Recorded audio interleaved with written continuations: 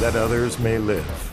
That is the mission U.S. Air Force Pararescue Jumpers live for, train for, and sometimes die for. Part combat soldier, part doctor. There are no timeouts in a profession that measures success by living or dying. This program is about the pararescue training course known as the Pipeline and the men who volunteer to become PJs. The PJ Pipeline is 2 years of struggle and sacrifice, endurance and luck. Most men will fail. There's only one rule for success: never quit.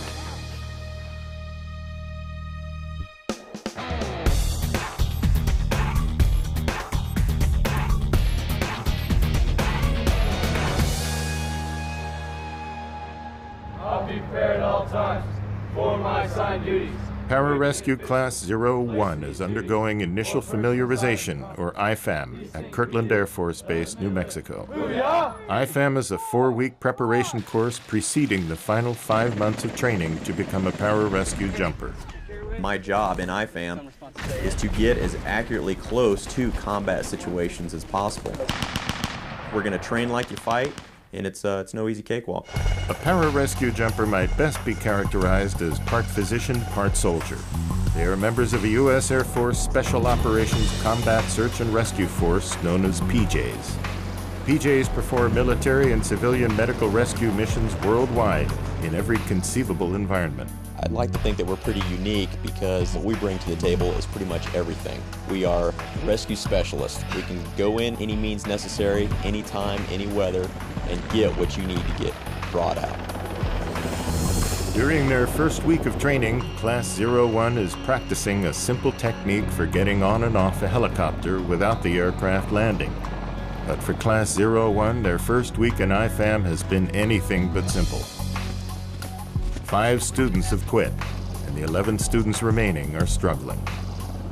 Day 1, we had 5 guys fail the physical fitness test, and that just put us on a downward spiral. We started off on the wrong foot, and it is pretty frustrating.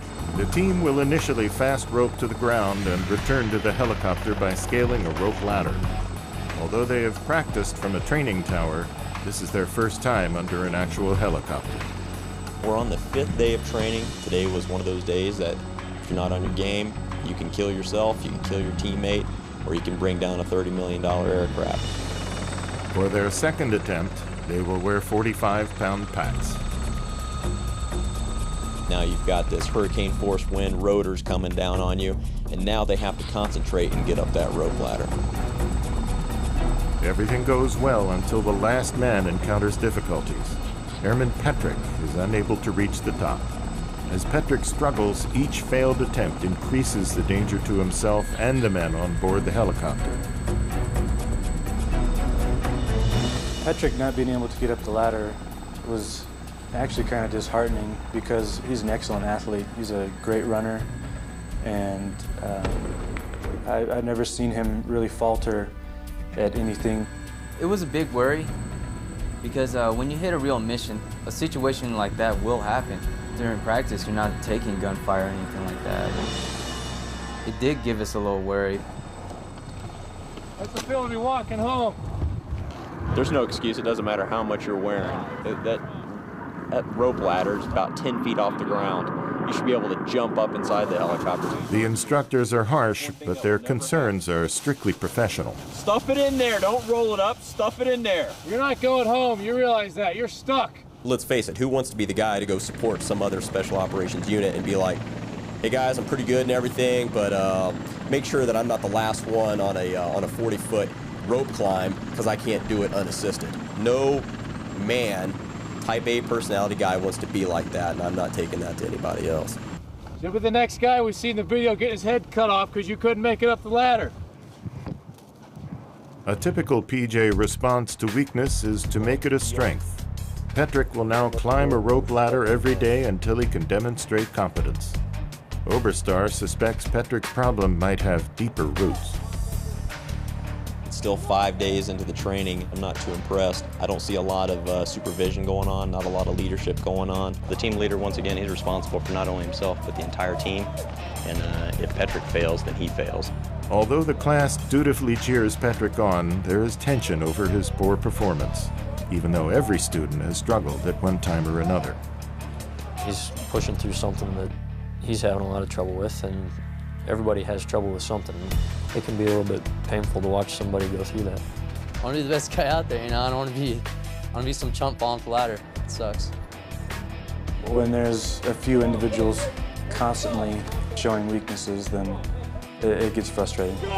These guys need to rally around this guy, give him the motivation that he needs to get up that ladder. And if he can't handle getting up the ladder with a rucksack and whatever environment I give him, he's no good for this career field. What I expect out of you today is IV exercises, all right? Friday is the 6th day of IFAM training, and Class 01 is counting the minutes until their weekend begins.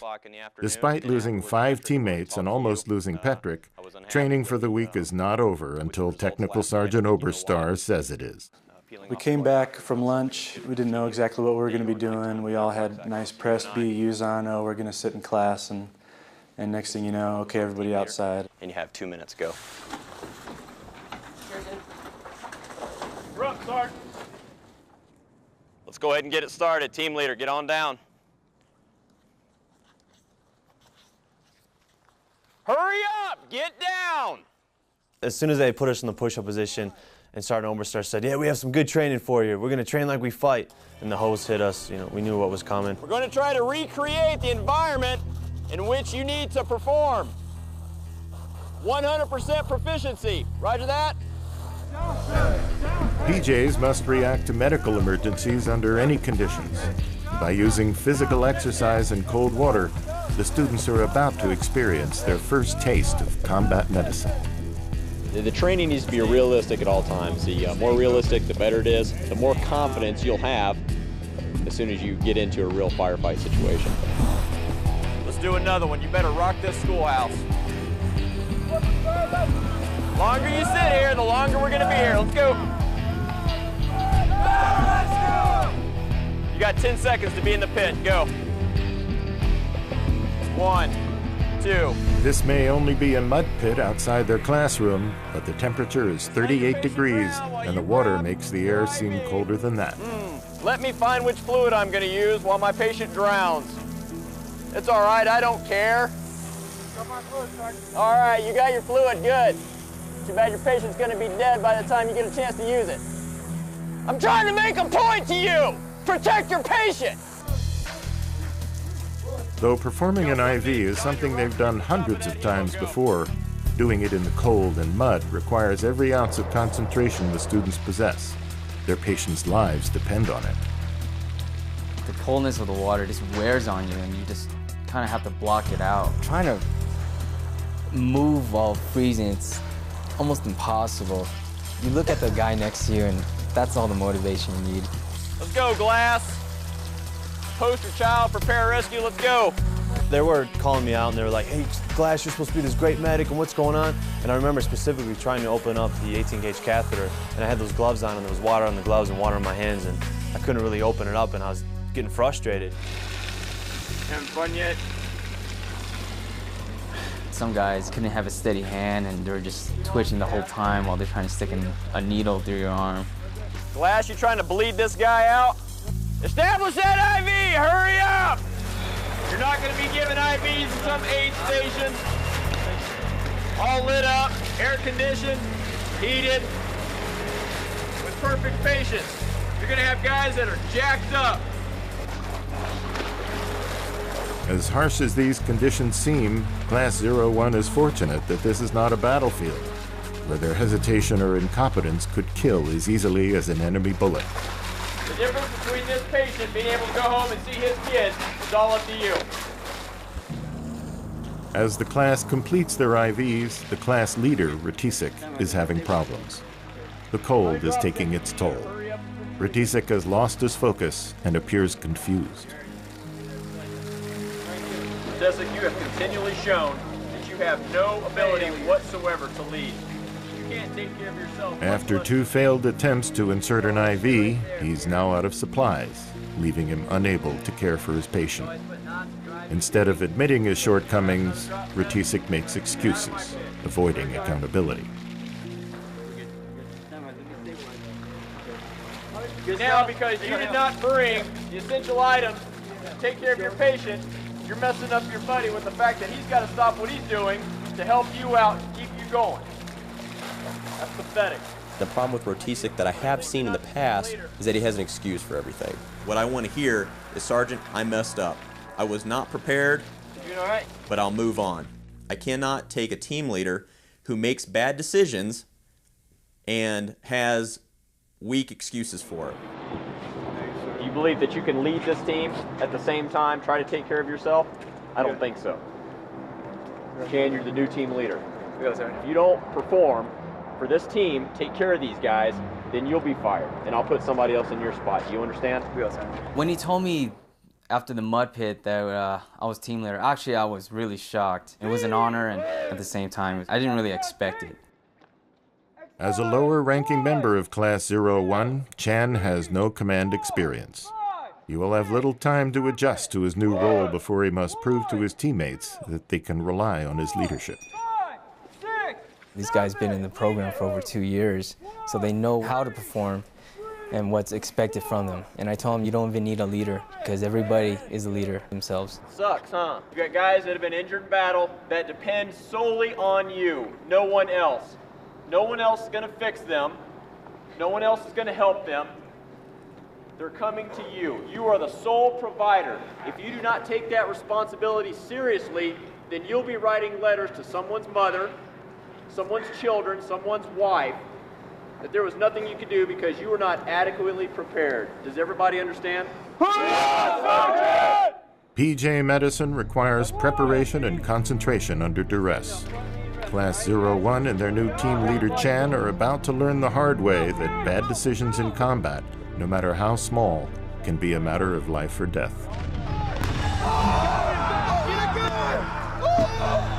Get up there! Class 01 begins week 2 of their pararescue training with a briefing on today's mission, a simulated mass casualty evacuation. Oberstar's briefing is purposely vague. Real-world PJ operations are often conducted with limited information. You got an Arroyo over here. We don't know uniforms. We don't have any of that intel. The only thing that you have received is that you have numerous casualties in the field. Your plan is to go in, find these casualties, and treat them. Class 01 has little to go on except a general description of the location. We don't know how many enemies. We don't know uniform. We came up the Arroyo and we had no idea what to expect. We just knew that it was going to be some type of medical exercise.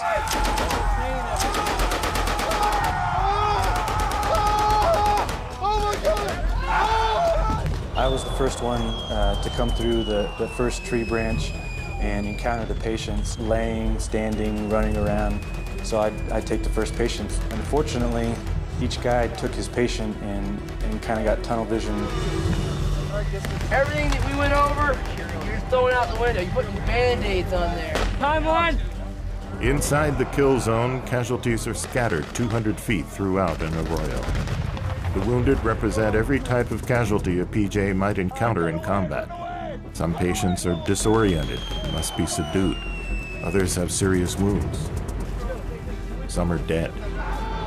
I knew that that day was going to be tough and that they had something special planned for us, but I wasn't expecting something quite like that. It was shocking because we came in there thinking that it was just a simple exercise to just grab 10 patients, get them out of the little canyon, and take them to the rally point where they'll be airlifted.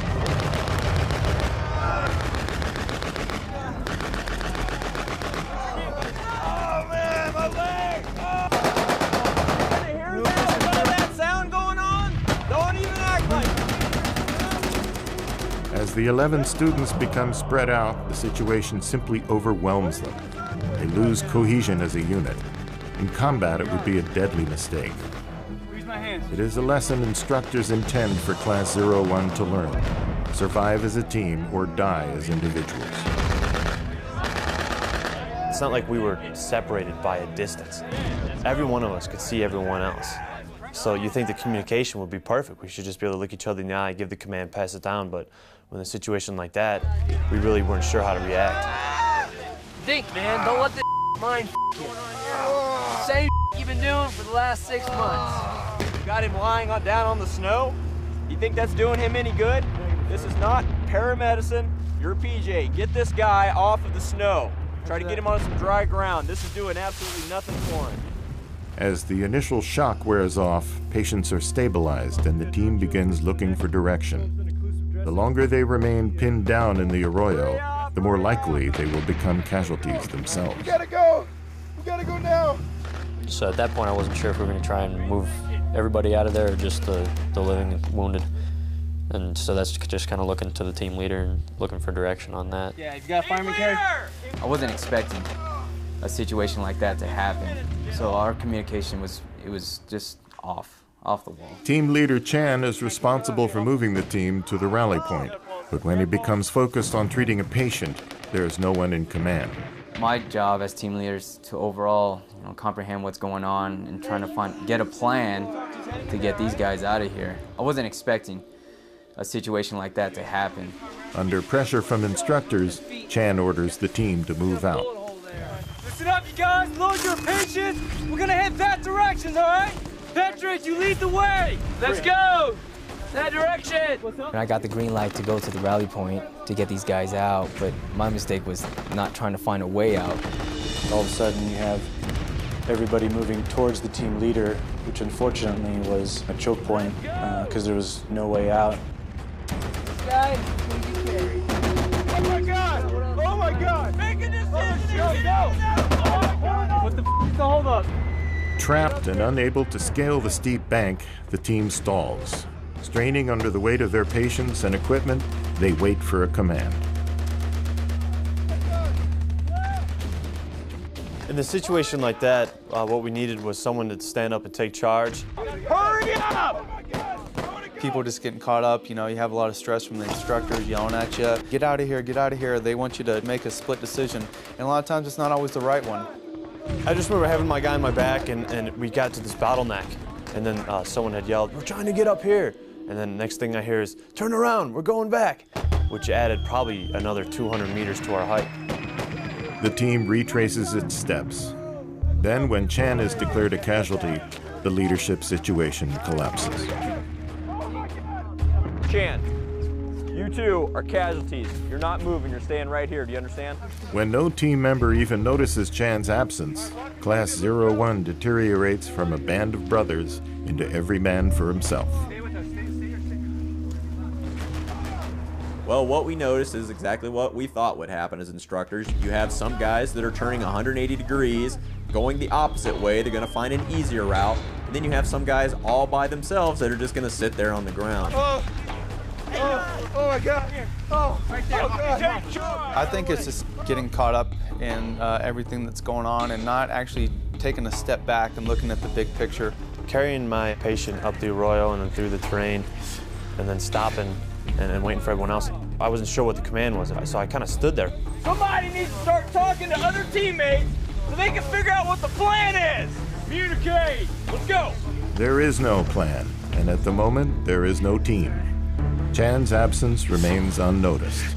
No one takes command. And these guys don't have full accountability, so what's going to happen is you're going to have onesies and twosies heading to the APC with their team leader dead in the arroyo. So now they're going to have to come back and treat him as a patient. All right. Students start realizing, hey, do we have all of our guys? Never mind the patients. We have no idea where our patients are at, but we have no idea where our own teammates are at. Get over there and help him. Team accountability in combat is a PJ priority for ensuring that no one is left behind. Two of the strongest performers in the class, Glass and Dunn, make it to the rally point. Their teammates spread over a distance of 500 meters.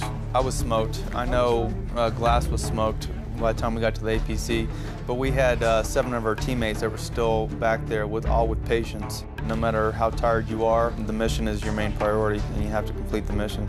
These guys successfully got their patients to the APC, but it does them no good because now they have to come all the way back to the initial ambush site.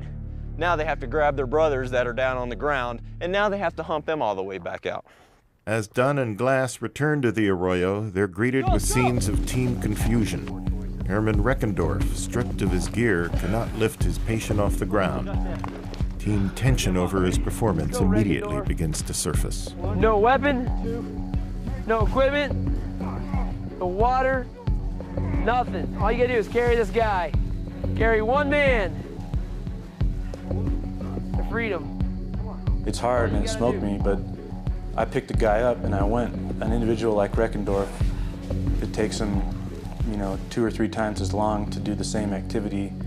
It puts other people's lives in jeopardy. Come on, do you want to be here, Reckendorf? Yeah. There isn't anybody who's good at everything, and sooner or later, you end up finding something that you have a lot of trouble with. Get him up.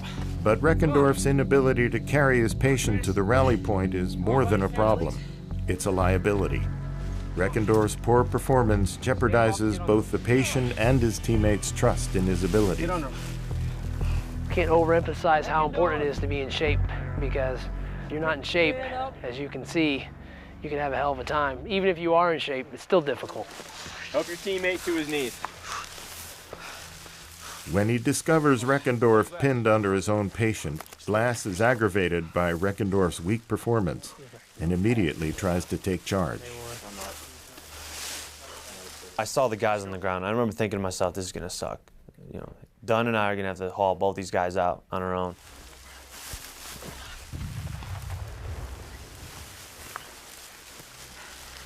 Come on, Reckendorf, get up under there. He's giving you the opportunity. Glass gets frustrated because if somebody doesn't step up to the plate within seconds, he automatically takes over.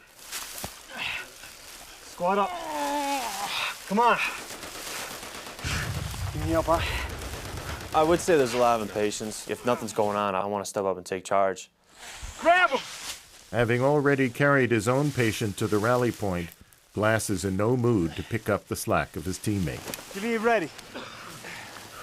Ready. 1, 2, 3. I don't know if I was just going impatient or I was just trying to motivate him or get a fire in his butt, but I was just trying to yell at him. All right, come on, one more. I was trying to look him in the eye. I don't know, I was right there, You're not going to say another word through this exercise, do you understand? All right, just do as you're Although Glass is ordered to stop talking, his impatience with Reckendorf's efforts is not helping the situation. Go! In fact, Glass's irritation is revealing his own shortcomings. Push it up!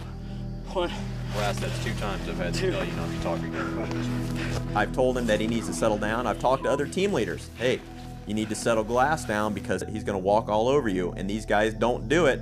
So at that time, I gave him a talking waiver to give him an idea of what it's like to support a team leader and not always to trump one.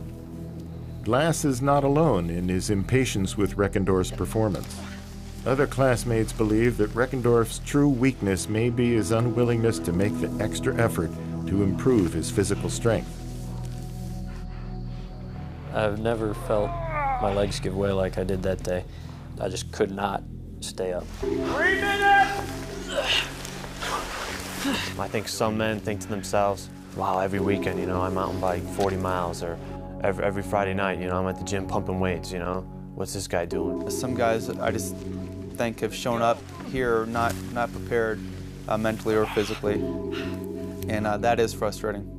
Reckendorf, pick this man up and get over there.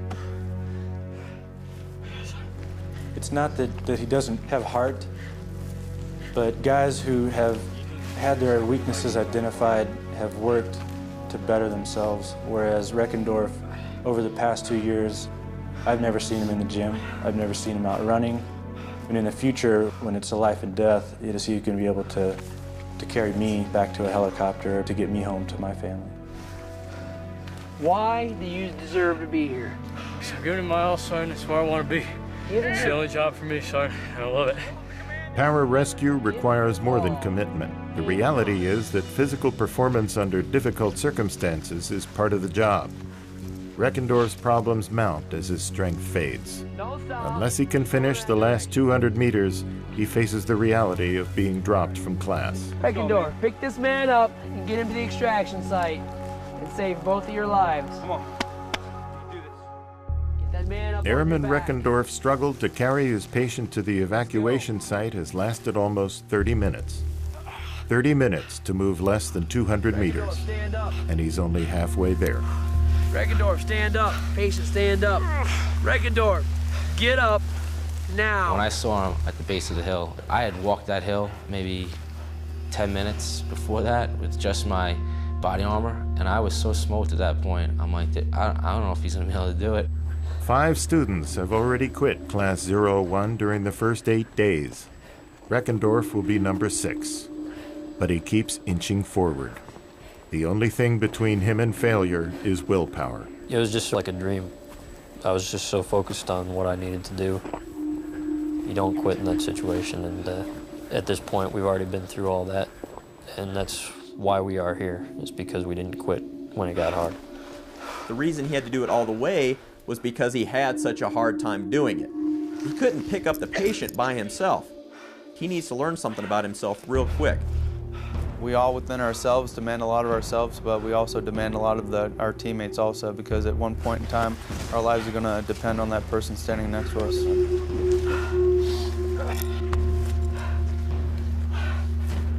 No teammate doubts Reckendorf's tenacity, but even as they encourage him forward, more than a few suspect that he lacks the physical strength for the job.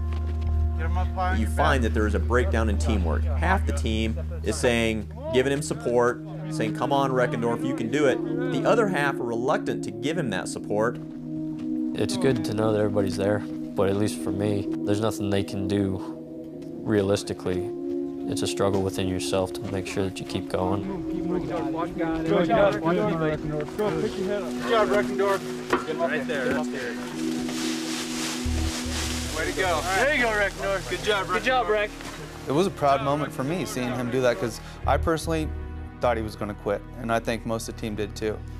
One thing I will hand to the guy that is a fantastic attribute that I would not give to anybody else is that he's not a quitter. I'm not going to harp on you, Reckendorf.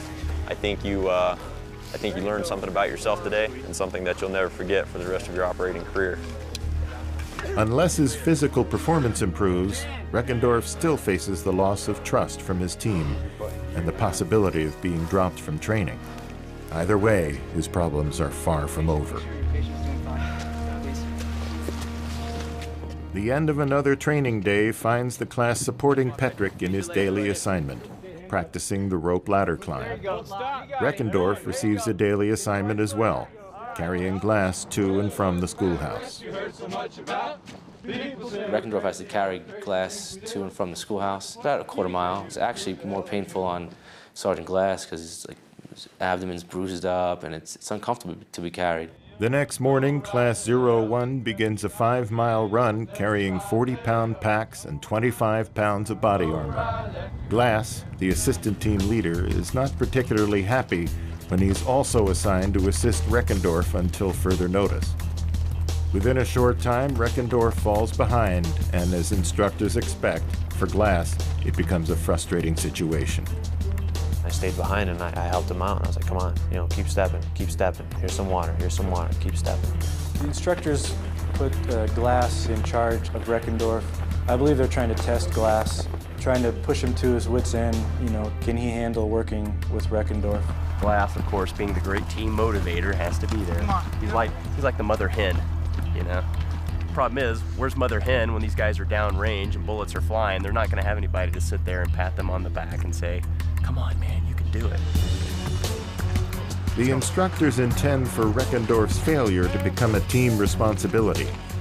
They hope peer pressure will force Reckendorf to address his weaknesses. His team needs to understand that with one man lagging behind, he's a detriment to that team, and I will not send him off to work with anybody else with him being deficient. And the goal was for the rest of his team to realize that you not only have a weaker member on your team, but you guys are going to suffer because of it. You get feelings similar to guilt. You're the one that's slowing people down. It's not a good feeling.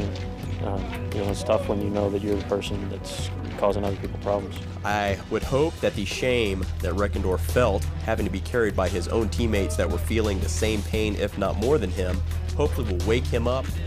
I want to see guys put out on their own. I want to see guys wake up early in the morning on Saturday, throw some steel on the bench and do some reps. Right now, on the weekends, you just kind of need to rest. They work us hard enough during the week that you really can't make any other gains on the weekends by working out. Sergeant Glass gets real impassioned about things.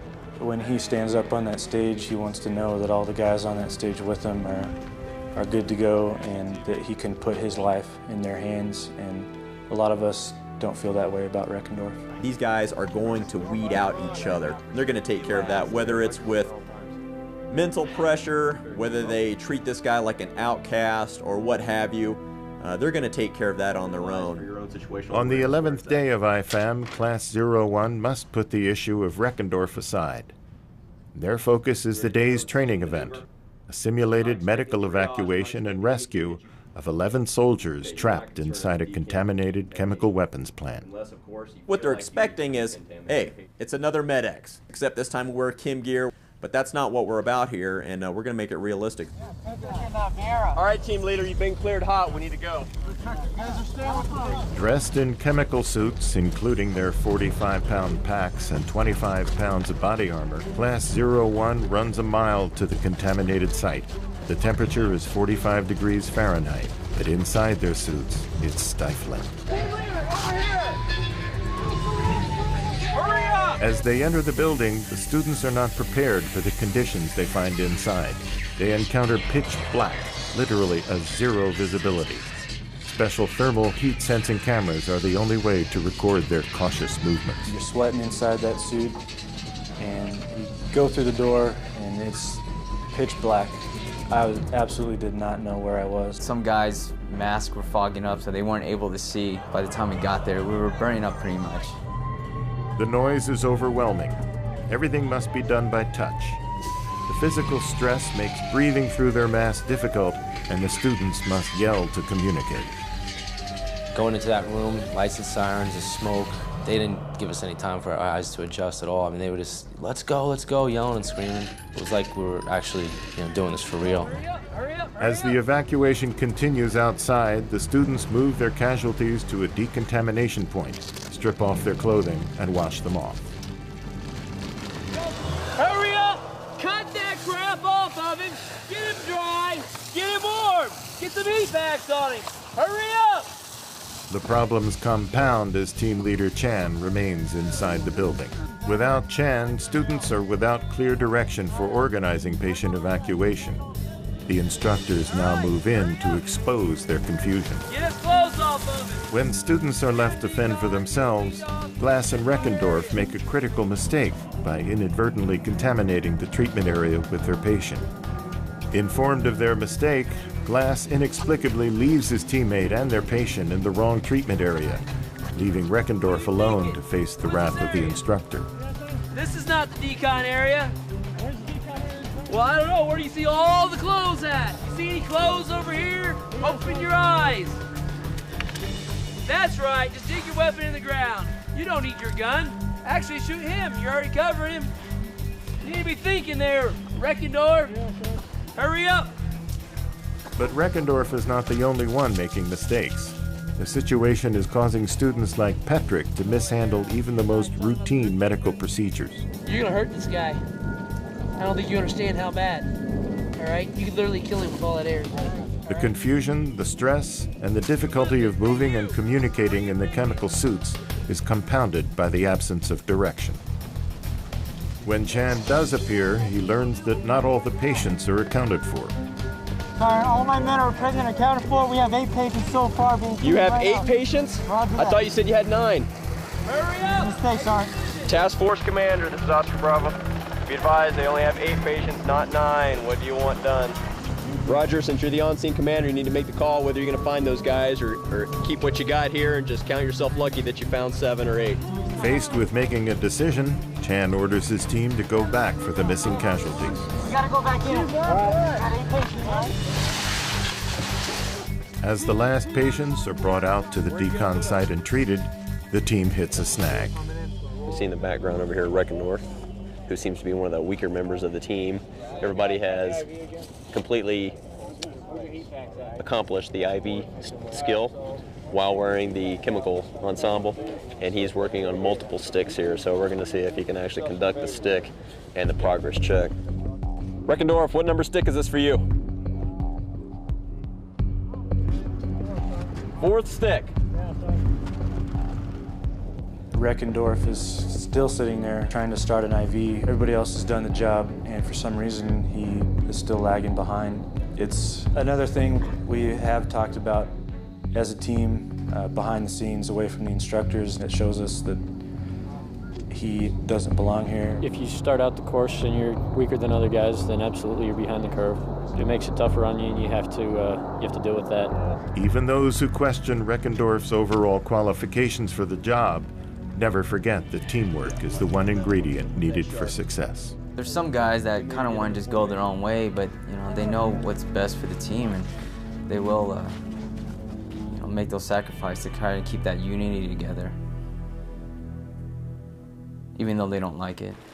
We can only do so much, but it's not our position as students to write people off. If they're in this class, then it's our responsibility to help them out. This is a team, and we have to think of it as everybody functions for the sole interest and the bettering of the team.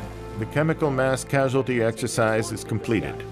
After 11 days of IFAM training, 11 men will prepare for their final field exercise. When that exercise concludes, only 10 students will remain. After 4 weeks of initial familiarization training, Class 01 prepares for their final field exercise. The final FTX was aircraft operations in conjunction with an overland movement, and then finally to a mass casualty scenario. A failure to perform now means removal from the class. After weeks of practice, Petrick is down to his final chance to climb the ladder and stay in training. Pay attention. You're the last guy today. Perform, perform, perform. You've been in this pipeline for this long. They expect you to be able to do everything, and that's how it should be. I mean, you should be able to do everything. Hoo-yah. Class tensions over Reckendorf have decreased into an uneasy alliance. Glass is still being carried to and from training every day, but the team is focused on passing IFAM and moving closer to graduation as PJs. You quit thinking about yourself and you do what's right for the team, because unless you get every man to the objective, then your mission's not complete. I mean, I'm sure you've heard all the cliches. There is no I in team. The final training exercise, or FTX, begins with a helicopter insertion and extraction drill. This will be the final test for Petrick and his last chance to remain in the class.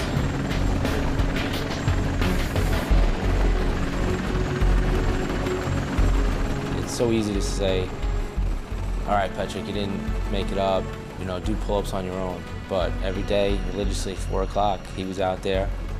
We're all proud of him. We're really happy that he made it up. The class fast ropes out of the helicopter, then begins an 8-mile trek to the objective, weighted down with 65 pounds of medical gear and body armor. These students had to deal with being tired, being hungry, being thirsty, whatever. They were just exhausted by the time that the real mission had to begin. From the first contact, things do not go well. The march has taken longer than anticipated, and the casualties are spread out over several acres. By the time we got to the scenario, a lot of the guys were fatigued. We just rucked, 8-9 miles with full gear on. We're fast roping, we're rope climbing throughout the whole day, and this was kind of unexpected. Another unexpected move is the instructors choosing Reckendorf as team leader. He's unresponsive. He's dead. Responsive. Take care of it. His students are responding medically, but their fatigue seems to have dulled their enthusiasm for the scenario. I get upset when these guys don't get into the role of what I'm trying to provide for them. If you're standing out there in the middle of a combat zone with bullets flying and you're not taking cover behind a tank that is 2 meters from you, well, then you're an idiot. They need to take cover instead of just sitting out there, rucksacks on, rucksacks off, talking on radios, trying to get comm checks. All right, we can all take. Are you able to walk? Or you have any other injuries? There's Patrick. All right, just follow me, okay? Just keep looking around, all right? Okay. Hey, buddy. Hey, grab him, he's a psych. You didn't tell me before, dude. I didn't see you. Oberstar believes the students are not taking things seriously enough, appearing oblivious to the conditions on the battlefield.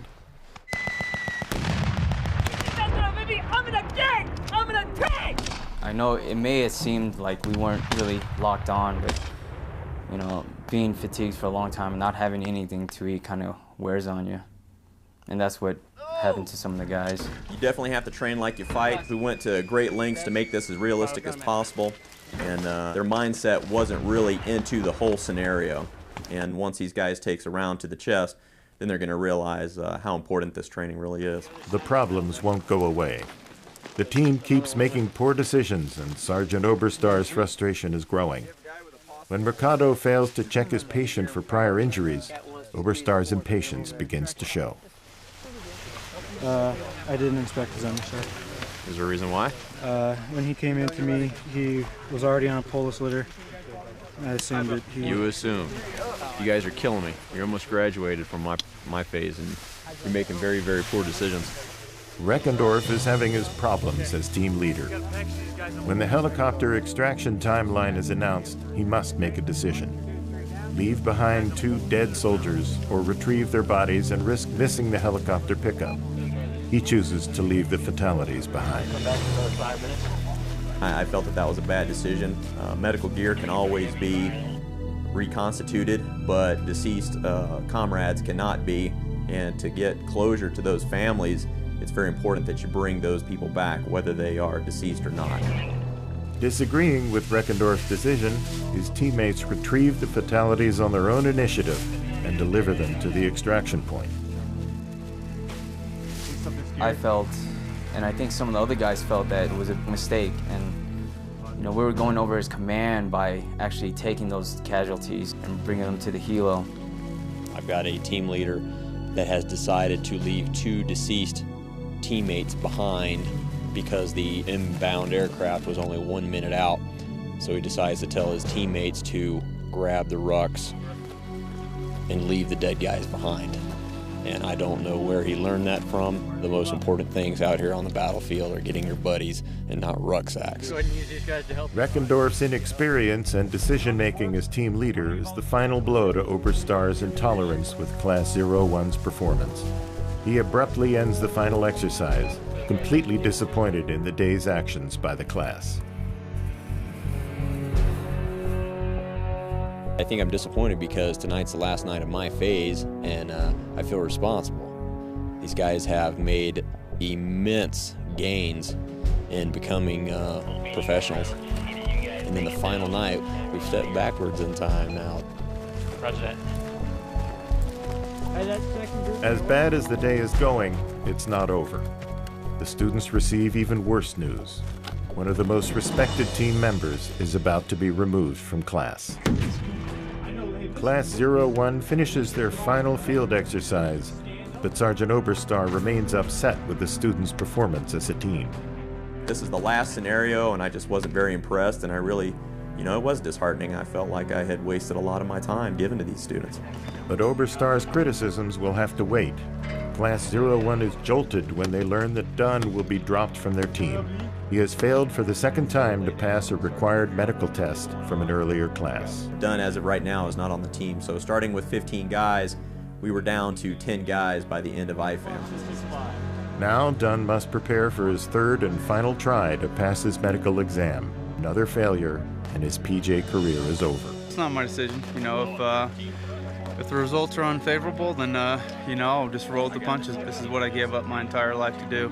I made a lot of sacrifices, so I'm not going to stop now. Dunn's loss is a shock for a team where the focus has been largely on Reckendorf's shortcomings. But the lessons of the pipeline are tried and true. Everyone is vulnerable to failure at any time. I sat down with him, and I told him personally how I felt. He was a great guy, he was a great teammate, and we wanted him to continue on. It's pretty tough. I won't have to go through this portion again, but having to take another month or 2 in between classes, it's going to be pretty painful. I know Dunn's probably been with these guys for maybe even close to 2 years or more, and to not graduate with the team that you started with is a heartbreaker. I personally know. So it was a hard pill for him to swallow. He's provided a lot of good information from experience, and it's helped out with the team. I wish I was a little more like Dunn because he knows so much. The team day finishes at the schoolhouse, where Sergeant Oberstar debriefs the class on their field training exercise. His emphasis is on learning from their mistakes. Reckendorf, you made a very poor decision tonight as a team leader. You were given by Sergeant Mackley 1 minute till a bird was going to be inbound for extract. Do you know what your bad error in judgment was? I tell you what, man. It hurt when I heard you say, guys, don't worry about those two guys. They're category 4, they're deceased. Grab your rucks, we have less than 30 seconds to be at the bird. You're gonna write 2 letters. You're gonna make up a fictitious name, and you're gonna write the mothers of those 2 parents. Let them know the reasons, and I want full detail of the engagement and why you decided to leave those guys behind. He wrote the letters. I believe they were very heartfelt, and I think for the future he'll never make that mistake again. Of the 15 PJ students who started 4 weeks ago, only 10 men finish IFAM and move on to the next block of training. Looking back, there are things that we could do better, but that's what the whole process is for. It's to learn from your own mistakes, and that's really the best way to learn. I think when a man is under a lot of pressure and he has to deal with 10 other guys, people come together when they go through a hard challenge together, and that's definitely been the case for us. There's always going to be tension, no matter where you go, but you're just going to have to work it through because there's a higher goal, and that's to get the mission done. We're always still learning, even operators. We're still learning every day, every mission we go on. There's something that we didn't know the time before that you learned on this one. I'll take a guy like Reckendorf who just won't quit, and I'll make him a pararescueman. There you go, Rick. The 10 surviving members of Class 01 face 5 more months of training before they can graduate as pararescue men. There are no guarantees they will all make it. But after years spent getting to this point, they understand there is only one rule to remember: never quit.